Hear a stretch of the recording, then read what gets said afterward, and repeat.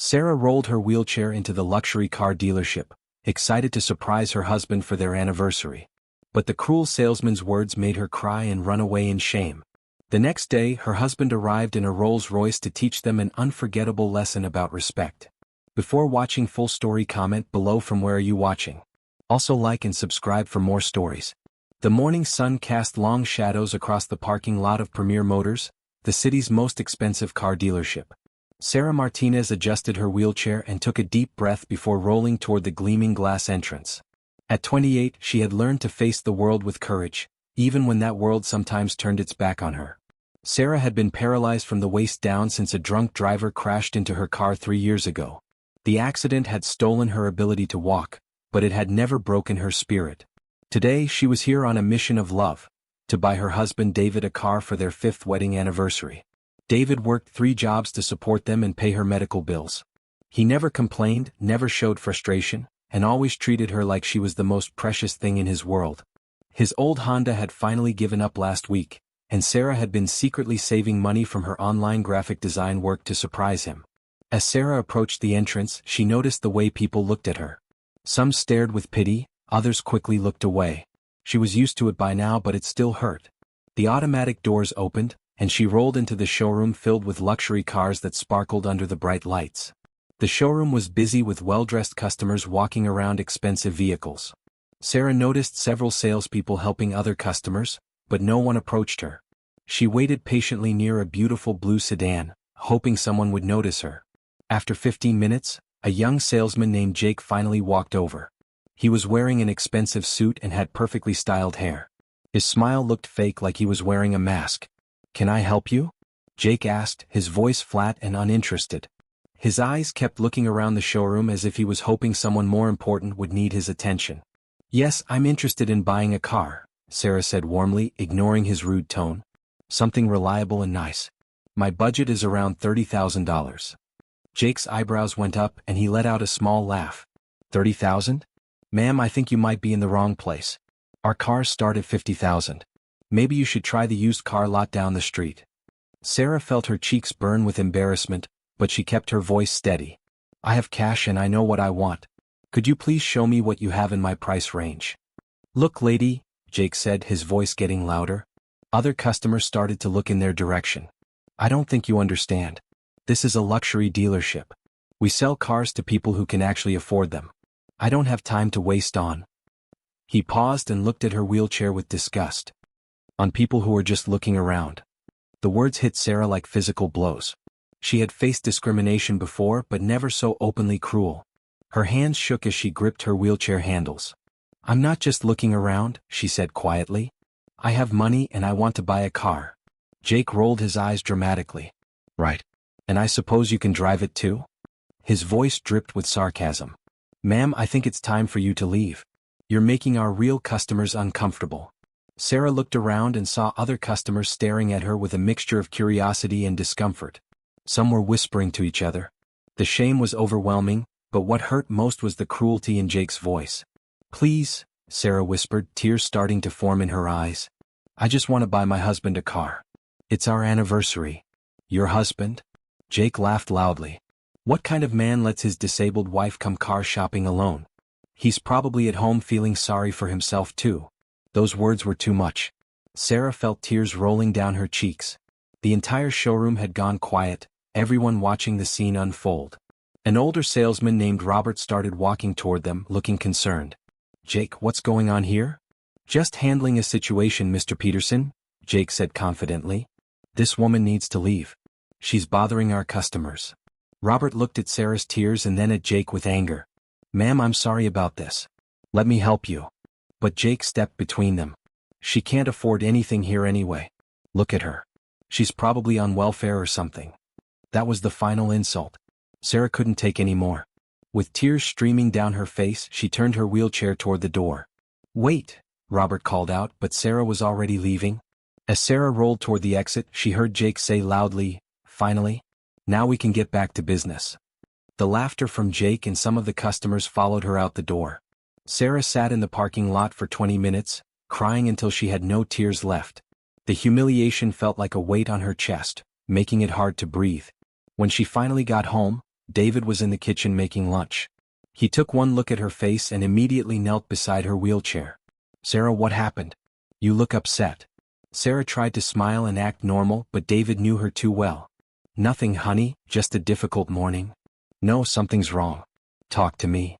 So Sarah told him everything. She watched David's face change from concern to shock to pure anger.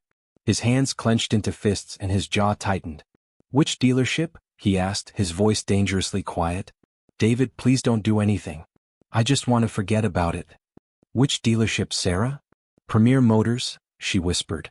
David stood up and paced around the kitchen like a caged animal. "How dare they treat you like that? How dare they?" "David, please calm down. I'm okay." But David wasn't okay. His wife, the woman he loved more than life itself, had been humiliated and treated like garbage. The thought of her sitting in that parking lot crying made him feel sick with rage. "I'm going down there right now," he said, reaching for his keys. "No." Sarah grabbed his arm. "Please don't. It will only make things worse. I don't want you to get in trouble."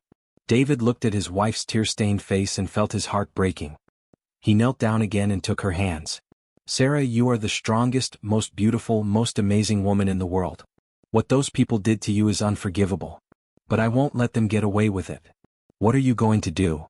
David smiled, but it wasn't a happy smile. It was the smile of a man with a plan. "Something I should have done a long time ago." That evening, David made several phone calls. He called his lawyer, his accountant, and some old friends. Sarah watched him with curiosity and concern, but every time she asked what he was doing, he just kissed her forehead and said, "Trust me." What Sarah didn't know was that David had been hiding something from her for years. Before their marriage, before the accident, before everything changed, David had been very wealthy. His family owned a chain of successful businesses, and he had inherited millions when his parents died. But when he met Sarah, he fell in love with her genuine heart and kind spirit. He was tired of people only liking him for his money, so he never told her about his wealth. He lived simply, worked regular jobs, and kept his fortune secret. Even after her accident, when the medical bills piled up, he paid for everything quietly without touching his main accounts. He had been planning to tell Sarah the truth on their anniversary, but after what happened at the dealership, he decided to reveal it in a different way. The next morning, David put on his most expensive suit, the one he hadn't worn since before he met Sarah. He styled his hair perfectly and put on a watch that cost more than most people's cars. Then he made one final phone call. "Yes, I need a Rolls-Royce delivered to Premier Motors at exactly 11 a.m. The silver one we discussed." "Yes, I'll meet you there." At exactly 11 a.m., David walked into Premier Motors. The showroom looked the same as when Sarah had described it, gleaming cars and well-dressed customers. He spotted Jake immediately, helping a customer near a red sports car. David walked straight to the most expensive car in the showroom, a beautiful black luxury sedan with a price tag of $150,000. He stood there calmly, examining it closely. Within minutes, Jake appeared beside him with his fake smile. "Good morning, sir. Beautiful car, isn't it? This is our top model, fully loaded with every luxury feature you can imagine." David nodded but didn't speak. He continued looking at the car, running his fingers along the paint. "Are you interested in taking it for a test drive?" Jake asked eagerly. "I can tell you're a man who appreciates quality." "Actually," David said quietly, "I'm here because my wife was treated very badly in this showroom yesterday." Jake's smile faltered slightly, but he quickly recovered. "Oh, I'm sorry to hear that. Which salesperson helped her? I can speak to my manager." "You helped her," David said, turning to face Jake directly. "You told my wife she was making your customers uncomfortable. You said she couldn't afford to shop here. You made her cry." Jake's face went pale. He looked around nervously, noticing that other people were starting to listen. "Sir, I think there might be some misunderstanding." "No misunderstanding," David interrupted. "You humiliated my wife because she uses a wheelchair. You assumed she had no money and treated her like garbage." The showroom was getting quiet as more people stopped to listen. Jake was sweating now, realizing he was in serious trouble. "Sir, please, if I said something inappropriate." "You asked what kind of man lets his disabled wife go car shopping alone," David continued, his voice getting stronger. "You want to know what kind of man I am?" At that exact moment, the showroom doors opened and a truck pulled up outside. On the back of the truck was a stunning silver Rolls-Royce, the most expensive car the dealership had ever seen. Everyone in the showroom, including Jake, stared in amazement as the car was carefully unloaded. "I'm the kind of man," David said loudly so everyone could hear. Who buys his wife a Rolls-Royce when she's treated poorly at a car dealership? Jake's mouth fell open. The other customers gasped. Robert, the older salesman, walked over quickly. Sir, I'm Robert Peterson, the manager here. I heard about what happened yesterday and I want to apologize. Too late for apologies, David said. I'm David Martinez and I'm here to make sure this never happens to anyone else. The Rolls-Royce was now parked directly in front of the showroom windows. It was absolutely magnificent, worth more than most people's houses. Jake, David called out loudly. Come here. Jake walked over slowly, his face red with embarrassment and fear. Do you see that car outside? David asked. Yes, sir, Jake whispered. That's my wife's new car. It cost more than you make in 5 years. But more importantly, my wife is worth 1,000 of you. David pulled out his phone and made a call that everyone could hear. Hello, Sarah? Yes, it's me. I'm at Premier Motors. I need you to come down here right away. And wear that beautiful blue dress you wore on our first date. He hung up and turned back to Jake. My wife will be here in 20 minutes.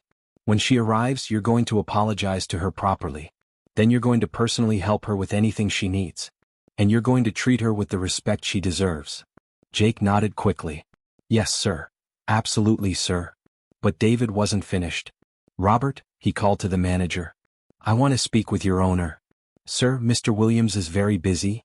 Tell Mr. Williams that David Martinez is here. Tell him I'm the one who's been considering buying his dealership chain. Robert's eyes went wide.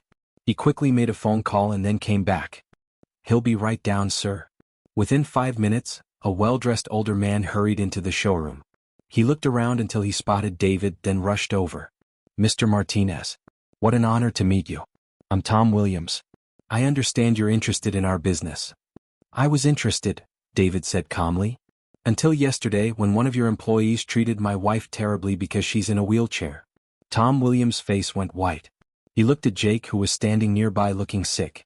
Sir, I had no idea. This is completely unacceptable. Jake, you're fired. Get out. Jake started to protest, but Williams held up his hand. Security will escort you out. Your behavior is disgusting and has no place in my business. As Jake was being led away, he looked back at David with a mixture of fear and regret. Please, sir, I need this job. I have bills. You should have thought about that before you made my wife cry, David said coldly. Just then Sarah arrived. David had arranged for a car service to bring her, and she rolled into the showroom looking confused but beautiful in her blue dress. The moment she saw David standing next to the Rolls-Royce outside, her eyes went wide. David? What's going on? David walked over to her and knelt beside her wheelchair just like he always did. Sarah, I have something to tell you. I should have told you years ago. He took her hands in his. I'm wealthy, Sarah. Very wealthy. I've been hiding it because I wanted you to love me for who I am, not what I have. Sarah stared at him in shock. But David, your jobs are struggles. I worked those jobs because I loved feeling normal with you. But we never really struggled. I've been taking care of all our expenses from my family's money. David gestured toward the Rolls-Royce. That's your car, Sarah. Your anniversary present. But more than that, it's a symbol. A symbol that you deserve to be treated like the queen you are. Sarah looked around the showroom and saw everyone staring at her with new eyes. The same people who had watched her humiliation yesterday were now looking at her with respect and even envy. Tom Williams approached them carefully. Mrs. Martinez, I cannot express how sorry I am about yesterday. Jake has been fired and I promise this will never happen again. Sarah looked at David, then at the beautiful car outside, then back at her husband. You did all this for me?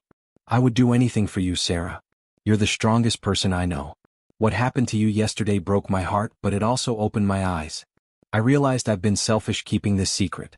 You deserve to be treated like the amazing woman you are, everywhere you go. Tears were flowing down Sarah's face, but these were different tears.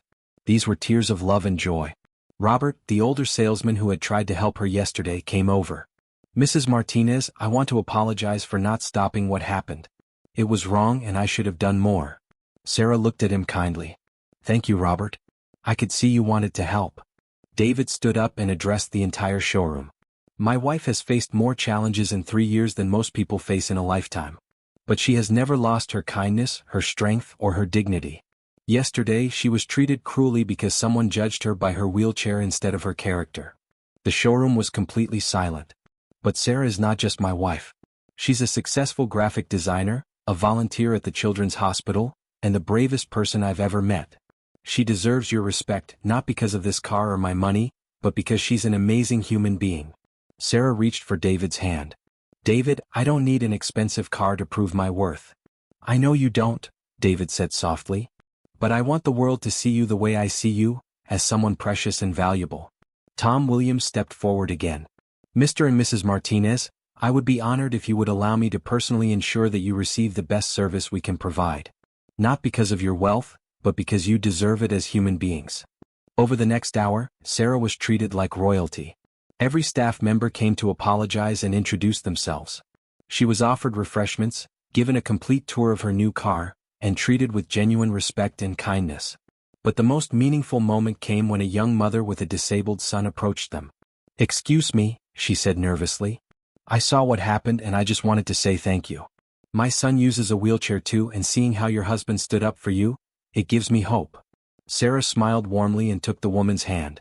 Never let anyone make you or your son feel less than perfect. We're all worthy of respect and kindness. As they prepared to leave, David helped Sarah into her new Rolls-Royce. The car had been specially modified with hand controls so she could drive it herself. David, Sarah said as they sat in the luxury car, I still can't believe all this is real. It's real, David said, kissing her hand. And there's more I want to share with you. We can travel anywhere you want, help any charities you care about, make any dreams come true. I only have one dream, Sarah said, looking into his eyes. What's that? To spend the rest of my life with a man who sees me as perfect just the way I am. David felt tears in his own eyes. Sarah, you are perfect. You've always been perfect to me. As they drove away from the dealership, Sarah thought about the events of the past 2 days. Yesterday had been one of the worst days of her life, filled with humiliation and pain. But today had shown her something beautiful, the depth of her husband's love and the power of standing up for what's right. David, she said as they drove through the city, I'm glad you told me the truth about your wealth. But I want you to know that I fell in love with the man who worked 3 jobs for me, not the man with money. I know, David replied. That's why I knew you were the one. 6 months later, David and Sarah used their wealth to start a foundation that helped disabled individuals with transportation needs. They provided modified cars, driving lessons, and fought against discrimination. Jake, the salesman who had been fired, eventually reached out to apologize. He had lost his job, his apartment, and learned a hard lesson about treating people with cruelty.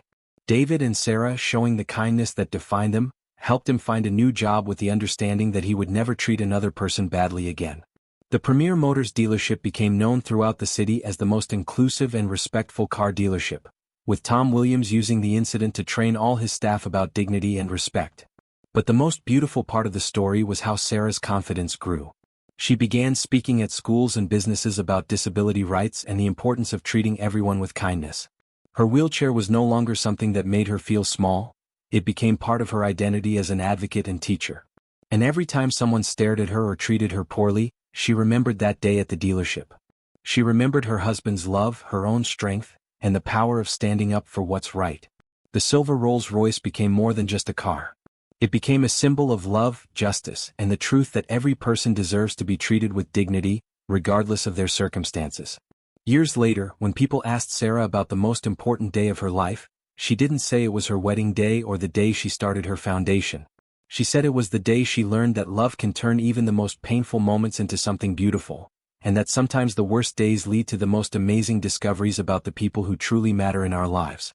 The story of the disabled woman and the Rolls-Royce spread throughout the city, reminding everyone that true worth isn't measured by what we can do with our bodies, but by the kindness in our hearts and the love of those who see us for who we really are.